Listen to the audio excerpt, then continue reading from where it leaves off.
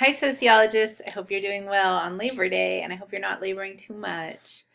Um, I just wanted to check in and talk about what's going on for the week. We're moving into culture, which is one of those things that sociologists would say that we take for granted. Like we don't really think about culture in terms of like how it affects our behavior and our attitudes.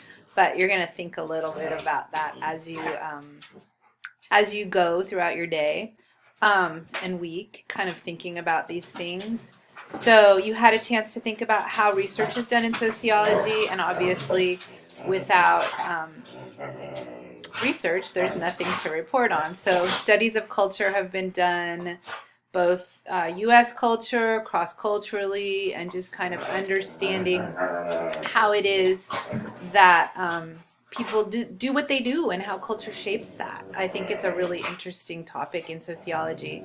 Right now, I'm in the middle of dog culture. I'll give you a little peek so you can see, because there's a lot. Oh, it scared them. Good.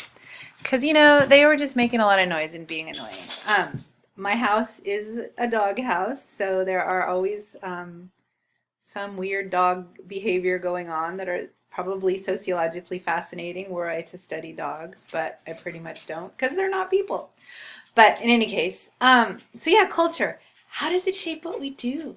How does it affect kind of what we make real, right? So culture is not universal. There are things that are universal. We all celebrate, we all experience sorrow, but how that is expressed, what kind of institutions surround those sorts of things, they're really different. And so it's kind of fun to take a dive into culture and think about what you think is real and then how that affects kind of how you live your life. So, yeah, have a good time with culture this week. Do something nice today if you can.